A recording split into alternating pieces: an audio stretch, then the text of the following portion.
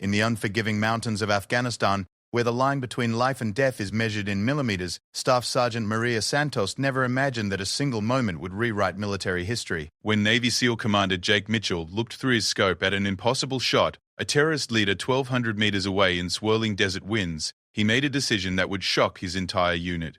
He stepped back from his rifle, looked at the army sniper beside him, and said words that no one saw coming. "Santos, you take this shot." What happened next would challenge everything the military thought they knew about women in combat, about respect earned under fire, and about the moment when gender disappears and only skill remains. This is the true story of a woman who didn't ask for recognition, didn't demand equality, but simply delivered when it mattered most. In a world where proving yourself means everything, Maria Santos was about to discover that sometimes the greatest battles aren't won with bullets, they're won with trust, precision, and the courage to take the shot when everyone is watching. The wind was picking up. The target was moving. And in 30 seconds, either Maria would make military history or a dangerous terrorist would disappear into the mountains forever. She adjusted her scope, took a breath, and prepared to change everything. The first time Maria Santos held a rifle, she was 8 years old, standing in her grandfather's wheat field in rural Texas. The weapon was nearly as tall as she was, and when she pulled the trigger, the recoil knocked her flat on her back.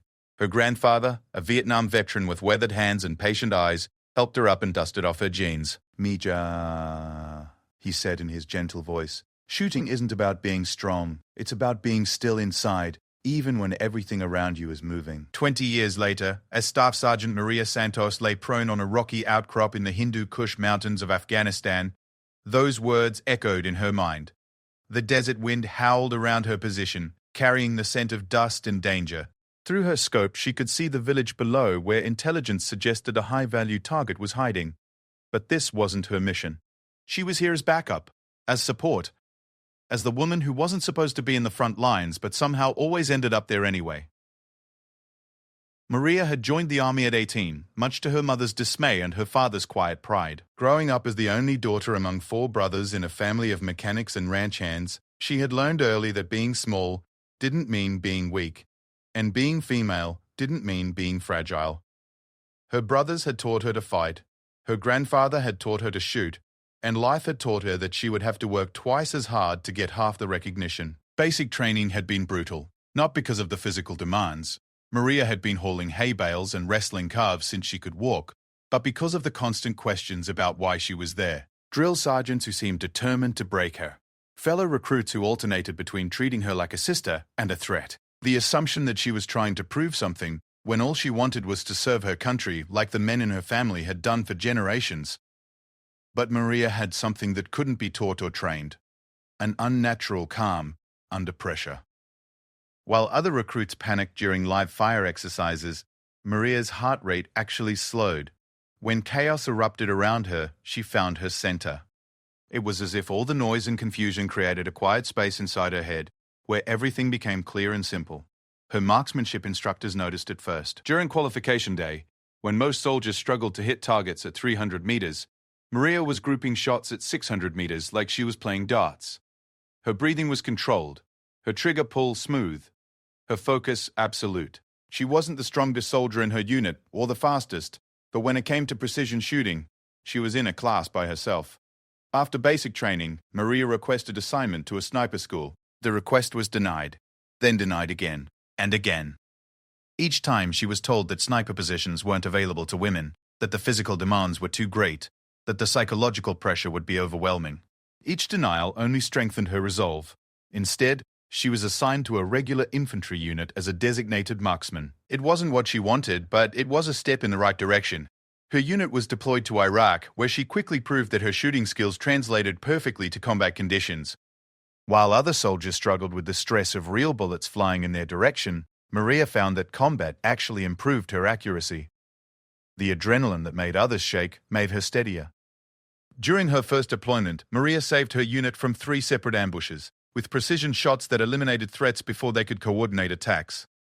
Her squad leader, Sergeant First Class Rodriguez, initially skeptical of having a woman in his unit, became her biggest advocate.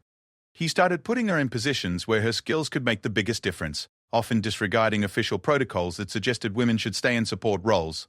"Santos doesn't shoot like a woman or a man," Rodriguez told anyone who questioned his decisions. She shoots like someone who was born with a rifle in her hands. You want to stay alive out here, you listen when she talks. But recognition came slowly and reluctantly. While male soldiers with similar skills were fast-tracked into specialized units, Maria found herself fighting for every opportunity. Each deployment brought new challenges, new commanders who had to be convinced that she belonged, new units where she had to prove herself all over again. Her second deployment to Afghanistan was different. The rules of engagement had changed, the enemy had evolved, and the military was slowly beginning to acknowledge that women like Maria weren't going anywhere. She was assigned to a forward operating base where her unit worked closely with Special Operations Forces, including Navy SEALs. The SEALs were everything Maria expected, and nothing like she imagined. They were supremely confident, rigorously trained, and absolutely lethal. But they were also professionals who respected competence above all else. When word spread through the base about the Army sniper who could make impossible shots, some of the SEALs started seeking her out, not because she was a woman, but because they wanted to learn from someone who might make them better at their job. Commander Jake Mitchell was different from the others. A 15-year veteran with 4 deployments under his belt, Mitchell had seen enough combat to know that survival often depended on recognizing talent wherever it came from. He watched Maria during training exercises, noting how she adapted to changing conditions, how she calculated wind speed and distance, how she remained calm when everything around her was chaos. You ever think about trying out for special operations? He asked her one evening after a particularly challenging training scenario. Maria looked at him with surprise. They don't take women in special operations. Not yet, Mitchell said. But they will. And when they do, they're going to need people who are ready. It was Mitchell who started including Maria in SEAL training exercises, initially over the objections of his superiors. But results spoke louder than regulations. During simulated missions, Maria consistently outperformed many of the male snipers. Her shots were more accurate, her position discipline better, her tactical awareness sharper. The other SEALs began to accept her presence, then respect it, then rely on it. They stopped seeing her as the woman who was trying to keep up and started seeing her as the sniper who made their missions more likely to succeed. It was a transformation that happened gradually, built on countless small moments where Maria proved that her gender was irrelevant to her ability to do the job. But acceptance in training is different from acceptance in combat. Real missions have consequences that simulations can't replicate. Lives depend on split-second decisions and perfect execution. Despite all her training and proven ability, Maria had never been given the opportunity to take a critical shot during an actual special operations mission. She remained officially classified as support personnel, skilled but not essential, capable but not trusted with the most important moments. That was about to change. The intelligence came in during the early hours of a cold December morning. A high-value target, a terrorist leader responsible for coordinating attacks against coalition forces, had been located in a small village 30 miles from their base. The target was known for his intelligence network and his ability to disappear at the first sign of military presence. This would likely be their only chance to eliminate him. Mitchell's SEAL team was tasked with the mission, supported by Maria's unit. The plan was straightforward: establish overwatch positions around the village, identify the target, and eliminate him before he could escape. Maria would provide backup precision fire support, but the primary shot would be taken by the SEAL team's designated marksman. As they prepared for the mission, Mitchell pulled Maria aside. "This one's different, Santos. This target has been responsible for the deaths of dozens of our people. If we miss this chance, he'll disappear, and we might not get another shot." Maria nodded, checking her equipment one final time. "Understood, sir. I'll be ready if you need me." Mitchell looked at her with an expression she couldn't quite read. "I know you will." The helicopter insertion was smooth, and the team reached their positions without detection. Maria set up her rifle on a rocky outcrop that provided a clear view of the village below. Through her scope, she could see the building where the target was supposed to be hiding. The morning sun was creating tricky light conditions, and the desert wind was gusting unpredictably. It would be a challenging shot for anyone. As they waited for visual confirmation of the target, Maria ran through her mental checklist. Range, approximately 1,200 meters. Wind, gusting from the southwest at 15.20 miles per hour. Temperature, rising, which would affect bullet trajectory. Humidity, low. All factors that would influence the bullet's path and require precise calculations to compensate. "Target spotted," came the voice of the spotter over the radio. Adult male, matching description, preparing to leave the building. Maria adjusted her scope and found the figure in her crosshairs. Even at this distance, she could make out enough detail to confirm that this was indeed their target. He was moving with purpose, clearly planning to leave the area quickly. They would have only seconds to take the shot. "Wind's picking up," Mitchell's voice came through her earpiece. "This is going to be a tough shot." Maria watched through her scope as the SEAL marksman settled into position. She could see him making his calculations, adjusting for the changing conditions. But something was wrong. The wind was gusting more strongly than anticipated, and the angle was becoming more difficult as the target moved toward a vehicle. "Taking the shot," the SEAL marksman announced. Maria held her breath as she watched the bullet's path through her scope. It was close, very close, but the wind had pushed it just enough to miss. The target, startled by the sound of the bullet striking nearby, immediately began running toward cover. "Missed!" came the frustrated report. Wind took it. The target was moving fast now, heading for a building that would provide cover and concealment. In seconds, he would be gone, and their mission would be a failure. Maria quickly recalculated the shot, adjusting for the target's new position and movement pattern. "He's going to make it to cover," someone said over the radio. "We're losing him." Maria's finger moved to her trigger, her breathing automatically slowing, as her grandfather had taught her all those years ago. She could make this shot. She knew she could make this shot, but it wasn't her place. She was support backup, the woman who wasn't supposed to be taking the critical shots. Through her scope, she watched as the target reached the edge of the building, seconds away from disappearing forever. Her crosshairs were perfectly aligned, her calculations complete. All she had to do was squeeze the trigger. But she didn't. She waited, following orders, staying in her assigned role even as the opportunity slipped away. Then, unexpectedly, she heard Mitchell's voice cut through the radio chatter. "Santos, you have a clear shot?" "Yes, sir," she replied without hesitation. What happened next would change everything. Mitchell, a seasoned SEAL commander who had never before stepped aside for anyone during a critical moment, made a decision that surprised his entire team. "Take it," he said simply. Time seemed to slow down as Maria processed Mitchell's words. In the background, she could hear the radio chatter of other team members calling out the target's position, but their voices seemed distant, muffled. Her world had narrowed to the circle of her scope, the feeling of the rifle against her shoulder, and the steady rhythm of her heartbeat. The target was moving fast, weaving between obstacles as he approached the building that would provide him with cover. Maria's training kicked in automatically. She led the target slightly, accounting for his speed and direction. The wind was still gusting, but she had been watching its patterns for the past 20 minutes and could predict its behavior. Her breathing slowed to the deep, controlled rhythm that her body naturally adopted during precision shooting. Through her peripheral vision, she was aware that every member of the team was watching her. This wasn't just about eliminating a high-value target anymore. This was about whether a woman could deliver when everything was on the line, whether all the training and preparation would hold up under the ultimate pressure. She could feel the weight of their expectations, but rather than overwhelming her, it seemed to sharpen her focus even further. Maria made her final calculations. The target would reach cover in approximately 8 seconds. At 1,200 meters, her bullet would take roughly 1.4 seconds to reach its destination. She needed to fire before the target took his next 3 steps. Her finger settled on the trigger with the light pressure she had practiced thousands of times. "Firing," she announced calmly into her microphone. The rifle bucked against her shoulder as the .338 Lapua Magnum round left the barrel at over 2,800 feet per second. Through her scope, Maria tracked the bullet's path, watching as it arced through the air, fighting the wind and gravity to reach its target. For what seemed like an eternity but was actually less than 2 seconds, the fate of the mission hung in the balance. The bullet struck the target center mass just as he reached the edge of the building. He dropped immediately, his body language leaving no doubt about the outcome. Through her scope, Maria could see that the shot had been perfect, compensating for all the environmental factors that had caused the previous miss. "Target down," came the confirmation from the spotter. "Clean shot.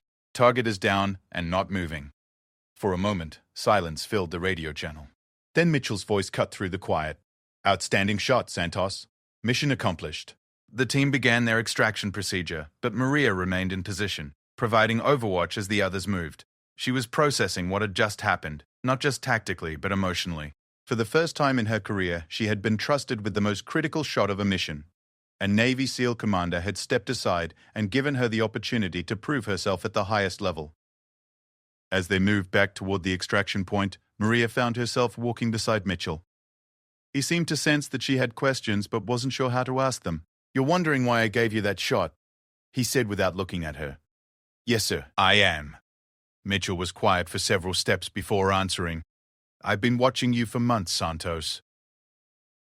During training, during exercises, during the smaller missions we've run together, you don't shoot like someone who's trying to prove something. You shoot like someone who knows exactly what they're doing and doesn't need anyone's permission to do it well. They walked in silence for a while, before he continued. That shot was at the edge of what most snipers could make under those conditions.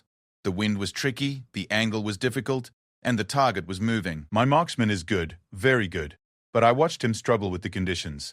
When I looked over at you, I could see that you had already figured out all the variables. You were ready to take that shot before I even asked. Maria nodded, understanding that this was perhaps the closest thing to an explanation she would get. Mitchell was a professional who made life-and-death decisions based on capability and competence, not politics or prejudice. He had given her the shot because he believed she was the person most likely to make it, regardless of her gender. There's going to be questions about this back at base, Mitchell said. Some people aren't going to like that I gave the critical shot to someone outside the team. Others aren't going to like that I gave it to a woman. You ready for that? I've been dealing with questions my entire career, sir. I'm ready. The helicopter extraction went smoothly, and within hours the team was back at their forward operating base.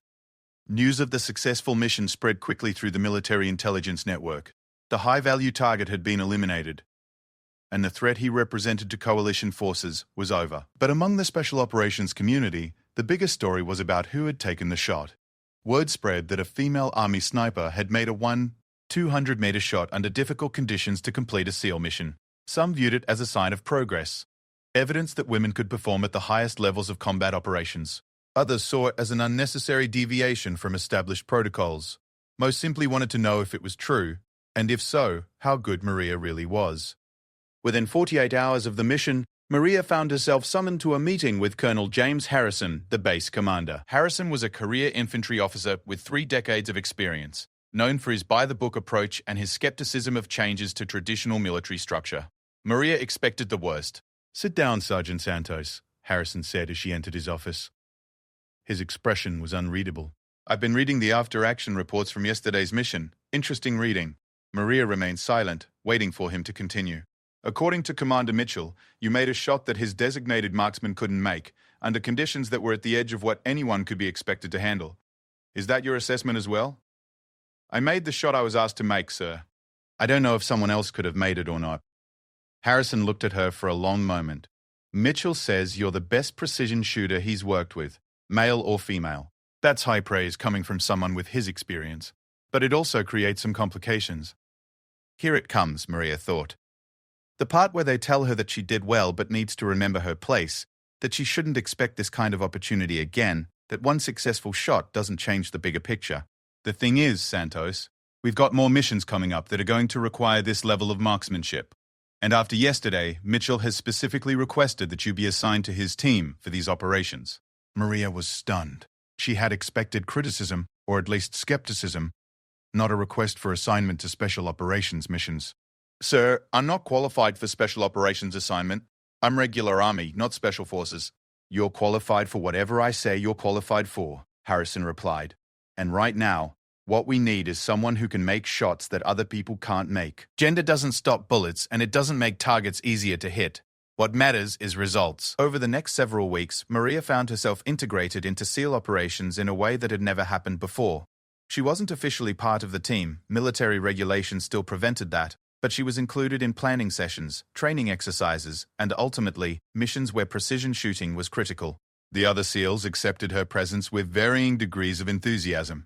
Some, particularly the younger operators, seemed genuinely impressed by her skills and eager to learn from her techniques. Others were more reserved, professional, but distant. A few remained openly skeptical, though they kept their opinions to themselves after Mitchell made it clear that questions about Maria's presence should be directed to him personally. The real test came during her 3rd mission with the team. Intelligence had located a terrorist cell that was planning to attack a civilian market in a nearby city. The cell was holed up in a compound with multiple buildings and excellent defensive positions. A direct assault would likely result in heavy casualties on both sides, and there was a risk that some of the terrorists would escape to carry out their planned attack. The mission plan called for simultaneous precision shots to eliminate sentries and key figures within the compound, allowing the assault team to breach the defenses. before the terrorists could organize a coordinated response. It was a complex operation, requiring multiple snipers to fire at nearly the same instant, with no room for error. Maria was positioned on a hilltop approximately 800 meters from the compound, with responsibility for eliminating 2 sentries who were guarding the main entrance. Other snipers, including the SEAL team's primary marksman, had similar assignments throughout the compound. The success of the mission depended on all of them hitting their targets within seconds of each other. "All snipers report ready," came Mitchell's voice over the radio. One by one, the snipers confirmed they had their targets acquired and were ready to fire. Maria had both of her targets clearly visible through her scope. They were positioned about 50 meters apart, which meant she would have to quickly transition between them after her first shot. "Execute," Mitchell commanded. Maria fired at her first target, immediately cycling the bolt and shifting to her second target. Through her scope, she confirmed that her first shot had hit its mark before firing again. Both sentries dropped simultaneously with the elimination of targets throughout the compound. "All targets down," came the reports from around the perimeter. "Breach, breach, breach." The assault team moved into the compound with minimal resistance. Without their sentries and key leaders, the terrorist cell was unable to mount an effective defense. The entire operation was over in less than 10 minutes, with all terrorists either eliminated or captured and no casualties among the assault team. During the debriefing, Mitchell made a point of highlighting Maria's performance. "Santos had the most difficult assignment today, with 2 targets that required rapid transition between shots. Both targets were eliminated within seconds, exactly as planned. Outstanding performance under pressure." But perhaps more significant than Mitchell's official praise was what happened afterward. As the team cleaned their weapons and prepared to return to base, several of the SEALs approached Maria individually. They asked questions about her shooting technique, her equipment choices, and her training methods. For the first time, they were treating her not as an outsider who had been allowed into their world, but as a fellow professional whose expertise they respected. "How do you transition between targets so quickly without losing accuracy?" asked Petty Officer Davis, the team's youngest member. Maria demonstrated her technique, showing how she used her body position and breathing to maintain stability while shifting between targets. "It's all about keeping your fundamentals consistent," she explained. "Your body position, your sight picture, your trigger control, if those stay the same, you can move between targets without losing precision." Other team members gathered around as she explained her methods. For the first time since she had begun working with the SEALs, Maria felt like she was truly part of the team, rather than just a temporary addition. They were asking for her advice because they recognized that she had something valuable to teach them, not because they were being polite. That evening, as the team relaxed in their common area, Mitchell approached Maria with news that would change her career trajectory permanently. "I've been talking to some people up the chain of command," he said. "There's been some discussion about expanding the role of women in special operations. Your performance over the past few weeks has gotten attention at levels you probably don't even know about." Maria wasn't sure where this conversation was heading, but she sensed it was important. "They're putting together a pilot program," Mitchell continued. "Selected women with exceptional skills will be given the opportunity to attend special operations training. If they meet the standards, they'll be assigned to special operations units. You're being considered for the program." The implications of what Mitchell was saying began to sink in. The military was considering allowing women to serve in special operations roles, and Maria was being considered as one of the first candidates. It was an opportunity that would have been unthinkable just a few years earlier, but it was also an opportunity that would come with enormous pressure and scrutiny. As one of the first women to attempt special operations training, every aspect of her performance would be analyzed and debated. Her successes would be questioned and her failures would be magnified. She would be carrying the hopes and expectations of every woman who wanted to serve in combat roles, while also facing the skepticism of those who believed women had no place in special operations. "What do you think, Santos?" Mitchell asked. "You interested in making history?"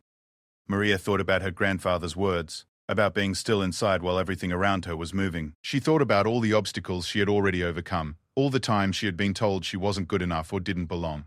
She thought about the shot she had made just weeks ago, when a SEAL commander had trusted her with the most critical moment of a mission. "Yes, sir," she said without hesitation.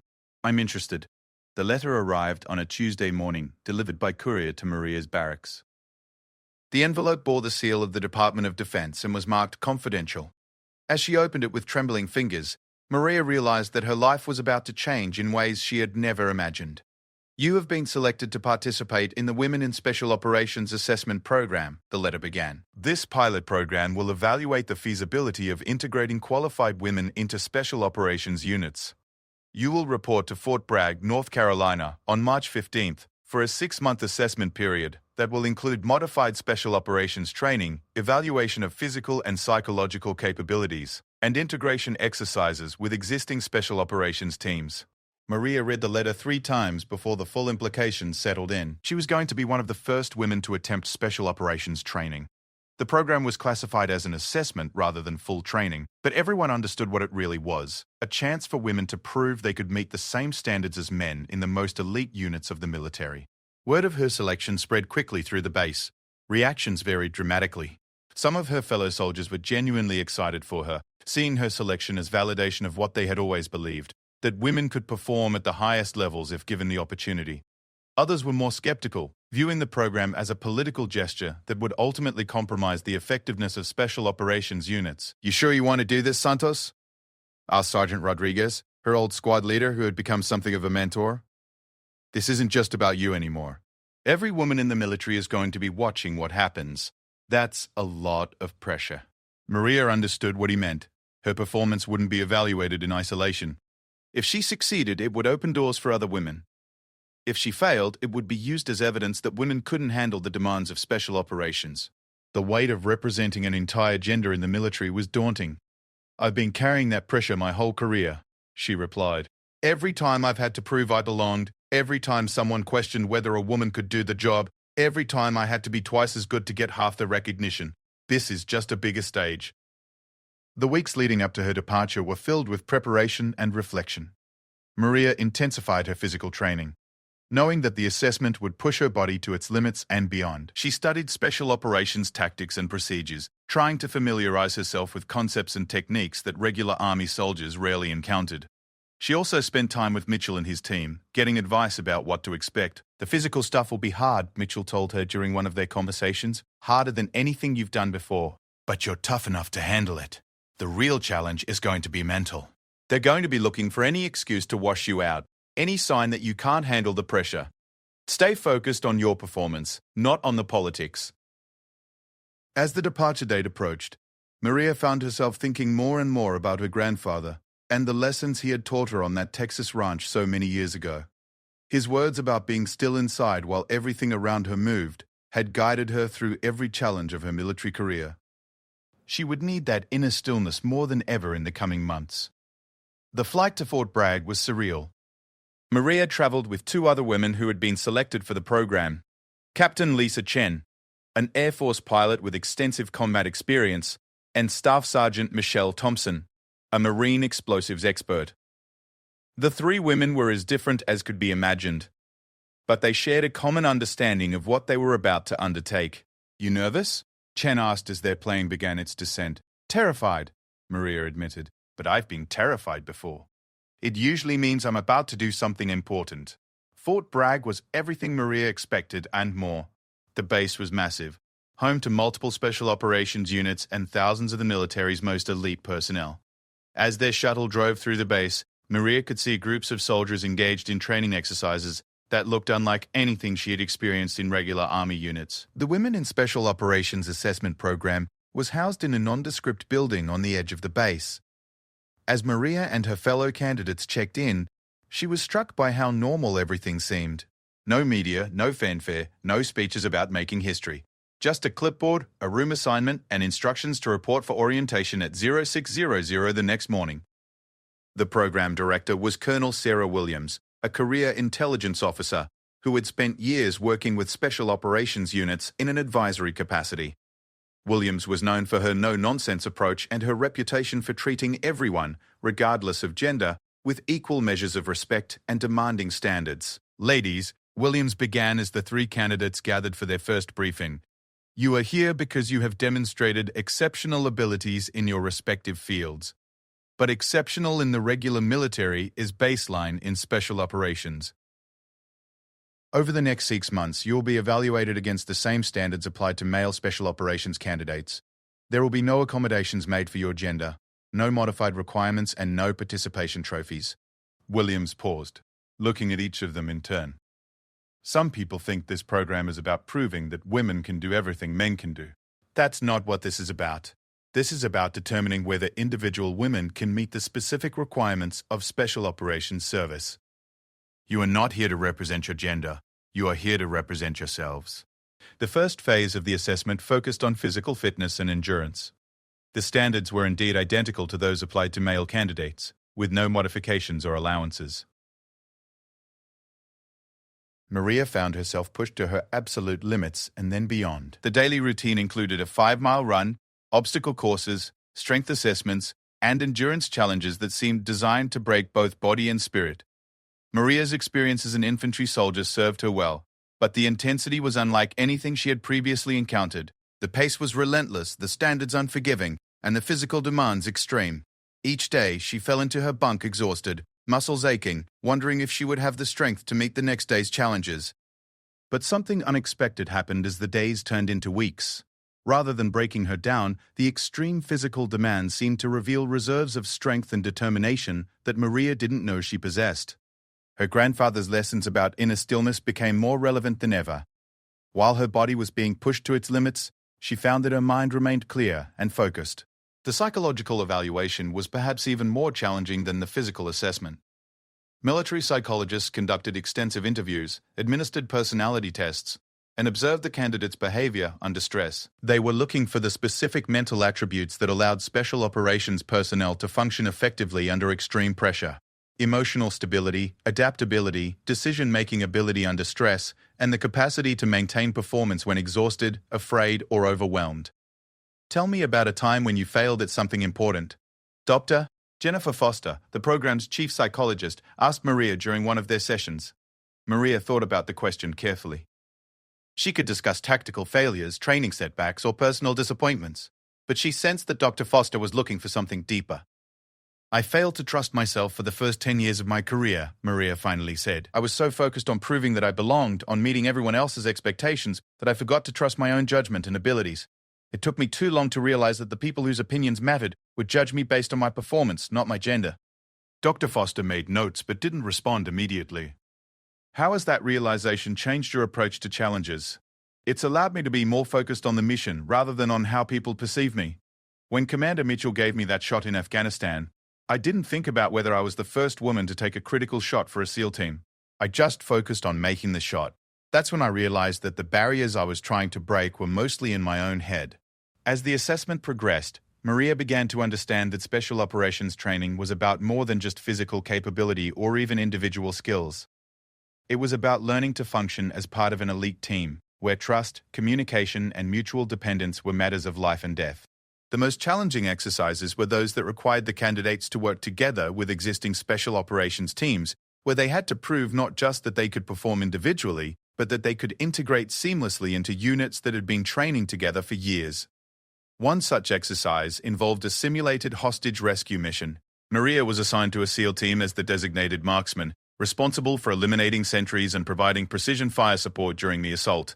The scenario was complex, with multiple buildings, moving targets, and time constraints that required perfect coordination between all team members. As the team prepared for the mission, Maria noticed something that surprised her. The SEALs treated her exactly as they would treat any new team member, with professional courtesy, but also with the expectation that she would perform at their level.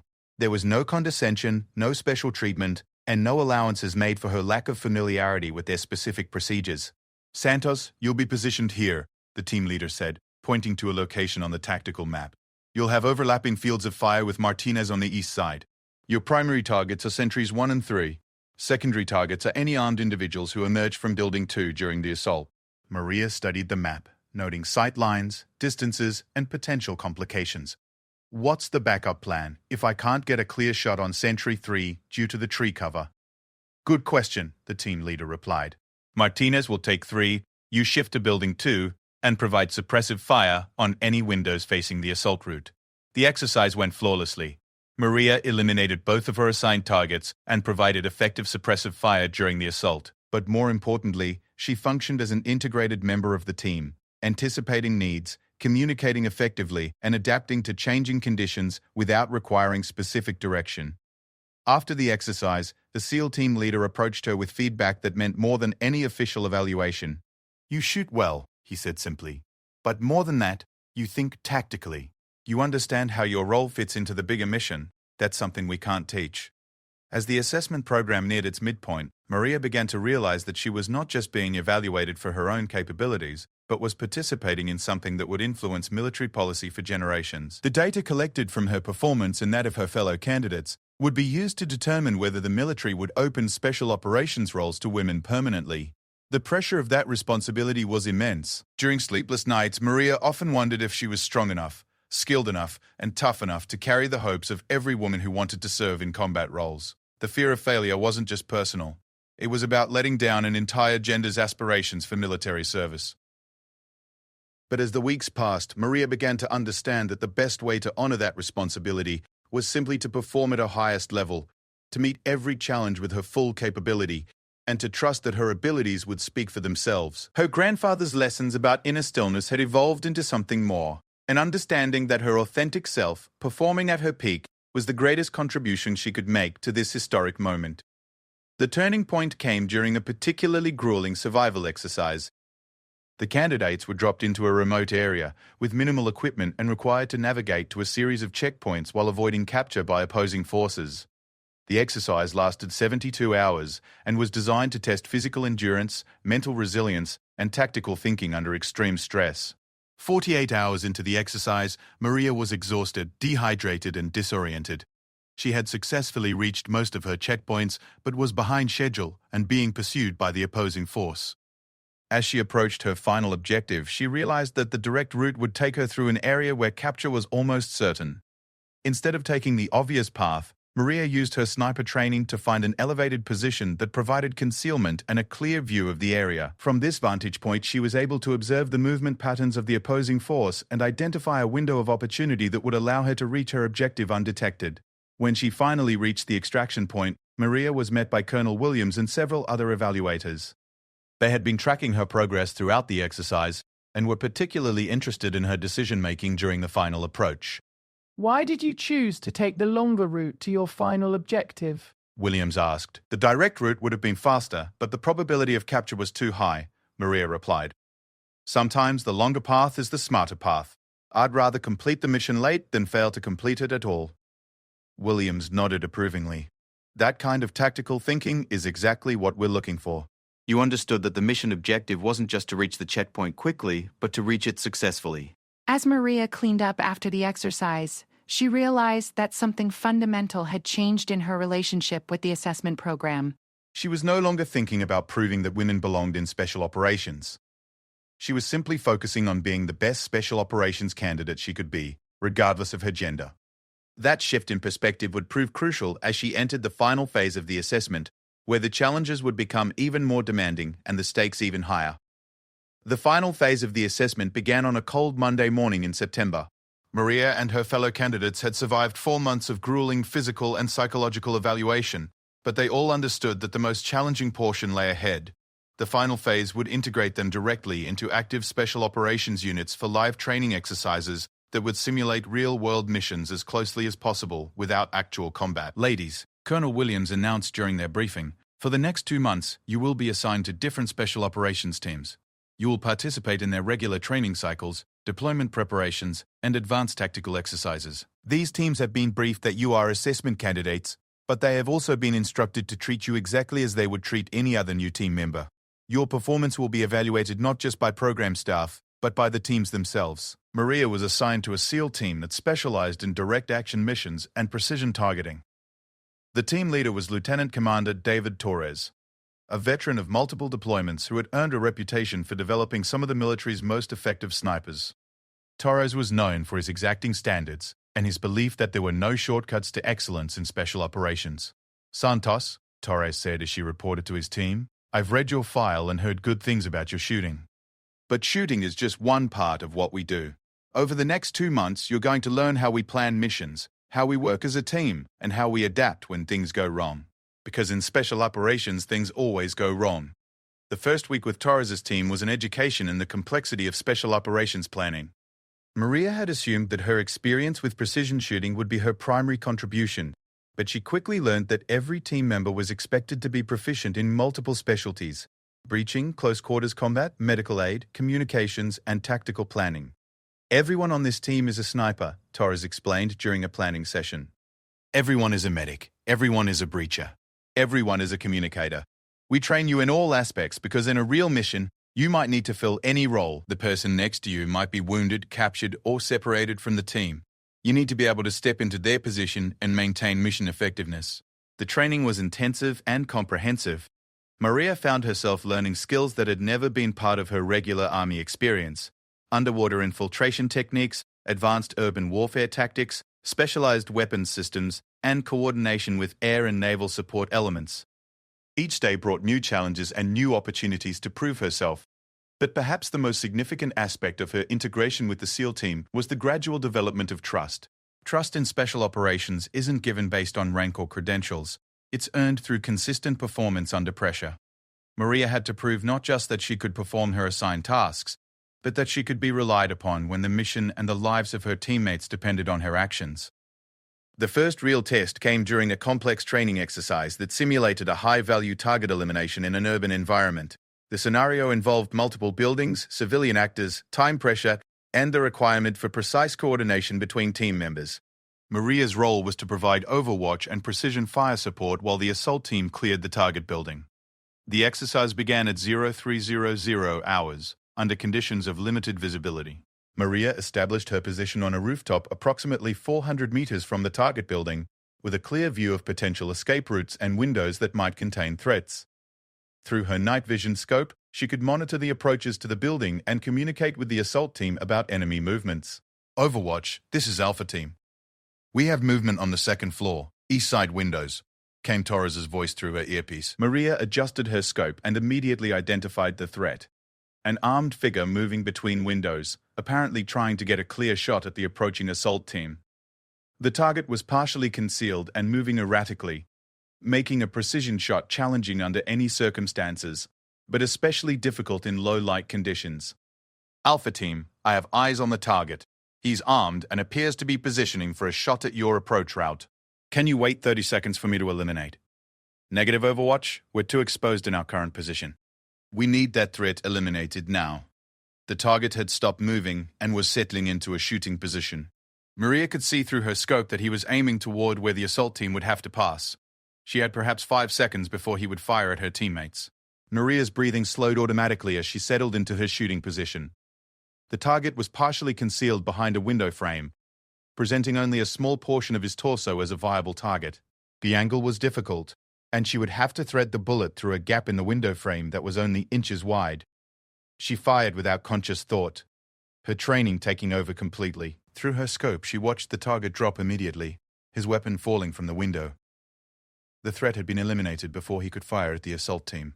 Threat neutralized, she reported calmly. Alpha Team, your approach route is clear. The assault proceeded without further complications, and the exercise was completed successfully. But during the after-action review, Torres made a point that went beyond the tactical success of the mission. Santos made a shot under pressure that protected the lives of her teammates, he told the evaluation team. But more than that, she communicated effectively. She understood the bigger tactical picture, and she made decisions that supported the mission rather than just showcasing her individual skills. That's what we need in special operations. As the weeks progressed, Maria began to feel truly integrated into the team. The other members stopped treating her as a candidate being evaluated and started treating her as a fellow professional. They included her in informal planning sessions, sought her input on tactical problems, and most importantly, began to rely on her judgment and abilities. The breakthrough moment came during a training exercise that went badly wrong. The team was practicing a hostage rescue scenario when one of the team members, Petty Officer Williams, was injured during a fast rope insertion. Williams landed hard and injured his ankle, leaving him unable to continue with the mission. Under normal circumstances, the exercise would have been stopped to provide medical attention, but Torres made a different decision. Santos, Williams was our secondary breacher. Can you handle the breaching charge on the north wall? Maria had learned basic breaching techniques during her training with the team, but she had never been the primary breacher on a mission. The explosive charges had to be placed with precision to create an opening large enough for the assault team while avoiding damage that might injure hostages inside the building. Roger, she replied without hesitation. I've got it. As the team moved into position, Maria quickly calculated the appropriate charge size and placement for the concrete wall they needed to breach. She had observed Williams and other team members perform this task dozens of times, but doing it herself under pressure was entirely different. The charges detonated perfectly, creating an opening that allowed the assault team to enter the building quickly and safely. The hostage rescue was completed successfully, and Williams was provided medical attention for his injury, which turned out to be a severe sprain rather than a fracture. After the exercise, Torres approached Maria with an expression she had never seen before: genuine respect and acceptance. "You stepped up when the team needed you," he said simply. "That's what special operations is about. Not just being able to perform your primary job, but being able to adapt and fill whatever role the mission requires. You've proven you can do that." The final evaluation exercise was the culmination of 6 months of assessment. Maria and her fellow candidates would participate in a complex, multi-day operation that would test every skill they had learned and every capability they had developed. The exercise involved multiple phases: insertion, reconnaissance, target identification, SALT, and extraction. Each candidate would be assigned critical roles and evaluated on their ability to perform under maximum stress. Maria's assignment was demanding. She would serve as the primary sniper for a direct action mission targeting a simulated terrorist training camp. The mission required her to eliminate multiple sentries simultaneously with other team members, provide overwatch during the assault, and then transition to close-quarters combat to help clear buildings within the compound. The insertion phase went smoothly, with the team infiltrating to within 800 meters of the target compound under cover of darkness. Maria established her position on high ground that provided excellent visibility of the entire compound while remaining concealed from enemy observation. Through her scope, she identified her assigned targets: 3 sentries positioned at key points around the compound perimeter. The plan called for simultaneous elimination of all perimeter guards, followed immediately by the assault team's breach of the compound. "All snipers report ready," came the command over her radio. "Overwatch ready," Maria replied, her crosshairs centered on her primary target. "Execute." Maria's shot dropped her target instantly, and she immediately shifted to her secondary target. Through her peripheral vision, she could see muzzle flashes from other sniper positions as her teammates eliminated their assigned targets. Within seconds, all perimeter guards had been neutralized. All targets down. Assault team, go. As the assault team moved into the compound, Maria provided covering fire and communication about enemy movements within the buildings. Her elevated position allowed her to see threats that the assault team couldn't detect from ground level, and her precise shots eliminated several enemy combatants before they could engage her teammates. But the exercise took an unexpected turn when the assault team encountered heavier resistance than anticipated. 2 team members were simulated wounded during the building clearing operation, and the team found itself pinned down by enemy fire from multiple positions. "Overwatch, we need immediate support on the ground," came Torres's urgent radio call. 2 men down, multiple threats in Building 3.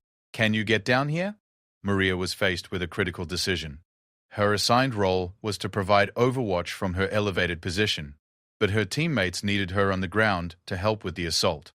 Abandoning her sniper position would leave the team without precision fire support, but staying in position might mean her teammates would be overwhelmed by superior numbers. She made the decision in seconds. "Moving to your position," she radioed as she packed her rifle and began moving down from her elevated position. The movement to the compound required Maria to cross 400 meters of open ground while enemy forces were actively engaged with her team. She used terrain features and smoke cover to conceal her approach, but the movement was dangerous and exposed her to enemy fire. When she reached the compound, Maria transitioned immediately from sniper to assault team member. She grabbed additional ammunition and medical supplies from the team's cache and moved toward Building 3 where her teammates were pinned down. The close-quarters combat that followed was intense and chaotic. Maria found herself engaged in room-to-room clearing operations, coordinating with her teammates through hand signals and verbal communication while neutralizing threats at close range. Her sniper training proved valuable even in close quarters, as her precision shooting allowed her to engage targets in confined spaces without endangering her teammates. The exercise concluded successfully with all objectives accomplished and all team members safely extracted. But during the extensive debriefing that followed, it became clear that Maria's performance had exceeded even the highest expectations. "Candidate Santos demonstrated exceptional adaptability," reported the chief evaluator. "When the tactical situation changed, she made appropriate decisions about abandoning her primary assignment to support team needs. Her transition from precision sniper to close-quarters combat specialist was seamless, and her performance in both roles was outstanding. Torres's evaluation was even more significant. Santos performed at the level of a seasoned special operations veteran. She made sound tactical decisions under pressure, adapted to changing conditions, and put mission success ahead of individual performance. I would be proud to have her on my team for any mission. As the assessment program concluded, Maria realized that she had not just proven that women could meet special operations standards, she had proven that she personally could excel in the most demanding military environment. The barriers she had worried about breaking had indeed been broken, but not through political pressure or lowered standards. They had been broken through competence, dedication, and performance under pressure. The official results would be announced in a few weeks, but Maria already knew that regardless of the outcome, she had accomplished something extraordinary. She had proven to herself and to her colleagues that gender was not a limiting factor in military service. The capability and character were what truly mattered. Most importantly, she had honored her grandfather's memory by remaining still inside while everything around her moved, by maintaining her focus on excellence regardless of the external pressures and expectations. She had become the soldier and the person she had always been capable of becoming. The results were announced on a crisp October morning at Fort Bragg. Maria and her fellow candidates were called into Colonel Williams's office, where a panel of senior officers had assembled. The atmosphere was formal but not tense. Everyone in the room understood that history was being made regardless of the specific outcome. Ladies, Colonel Williams began, after 6 months of comprehensive evaluation, I'm pleased to inform you that all 3 candidates have successfully completed the Women in Special Operations Assessment Program. Your performance has demonstrated that qualified women can meet the standards required for special operations service. The words seemed to hang in the air for a moment before their full meaning registered. Maria felt a surge of emotion that she quickly controlled. This wasn't the time for celebration, but rather for understanding what came next. More specifically, Williams continued, all 3 of you have been recommended for assignment to Special Operations Units, pending final approval from the Department of Defense. The data from your assessments will be used to develop policies for integrating women into special operations on a permanent basis. Captain Chen spoke first. Ma'am, what does this mean for other women in the military? Will special operations positions be open to all qualified women? Williams nodded. That's the goal. Your success has provided the evidence needed to move forward with policy changes. The plan is to begin accepting female candidates for special operations training within the next year, using modified versions of the assessment protocols you've completed. For Maria, the moment was both triumphant and overwhelming. She had achieved something that seemed impossible when she first picked up her grandfather's rifle all those years ago. But she also understood that her achievement was just the beginning of a larger transformation in military culture and capability. Lieutenant Commander Torres, who had been observing from the back of the room, stepped forward. Santos, I have something to add to Colonel Williams's announcement. My team has specifically requested that you be assigned to us permanently. We've worked together for 2 months, and every member of the team supports this assignment. You've proven that you're not just capable of meeting our standards, you've exceeded them in several areas. The formal ceremonies and paperwork took several more weeks, but by December, Maria found herself officially assigned to SEAL Team 3 as a permanent team member. She was the first woman to achieve this designation, but the team made it clear that her gender was far less important than her capabilities.